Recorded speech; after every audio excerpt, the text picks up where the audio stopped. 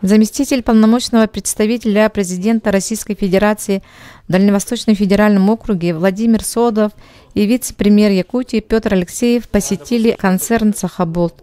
Руководство представило Владимиру Солодову изделия из кожи и меха.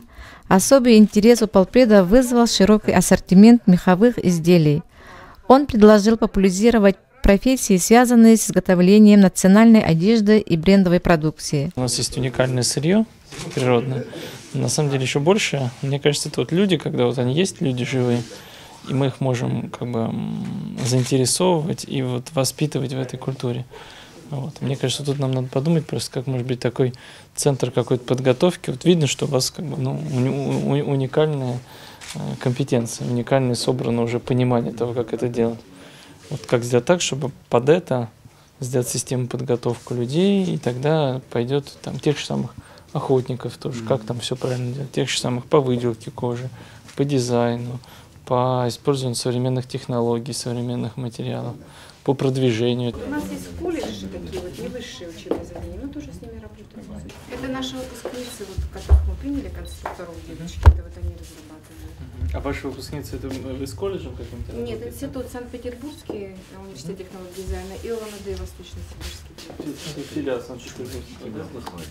Нет, не филиал, но переем, который республика обучает целиком, да. Через как возвращаются? Возвращаются. Мы в 4 человека в этом году приняли. Мне кажется, что ответ он лежит в взаимодействии вас как предприятия с колледжами по определенным профессиям, с вузами. Просто мне хочется, чтобы только не просто мы отправляли ребят там учиться в Санкт-Петербург, потом забирали, а постепенно здесь у нас, в Северном федеральном университете, в Тихоокеанском госуниверситете, в Хабаровске, еще где-то, сделали бы центры здесь подготовки, чтобы наоборот к нам ехали. Полпреда также интересовали применяемые технологии по выделке и обработке меха, особенности дизайна и моделирования, а также вопросы обеспечения кадрами и продвижения продукции. Какой-нибудь колледж такой, с которым вы сотрудничаете, его на хороший уровень поставить за счет взаимодействия с вами, и в нем в том числе и профессии такие смежные, они могут быть такие практически, это так называемый прикладной бакалавриат, она по факту это профессиональное образование среднее, а юридически оно уже выше. Вот, подумать над такими смежными, потому что мне кажется, вот если мы это сделаем, это, конечно, будет очень круто. Международно закрепленные компетенции, которые во всем мире, по которым сравниваются, а есть национальные. Мы когда здесь проводили полуфинал WorldSkills, обсуждали, что может быть там национальную кухню, например, якутскую, через это в том числе подсветить.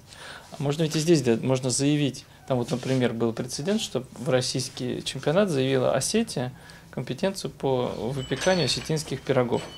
И вот через это как бы продвигать. Также мы можем сделать, например, какие-нибудь, если есть специфические, связанные с выделкой шкуры, охотоведы, какие-то вот эти национальные профессии, мы их можем популяризировать через это.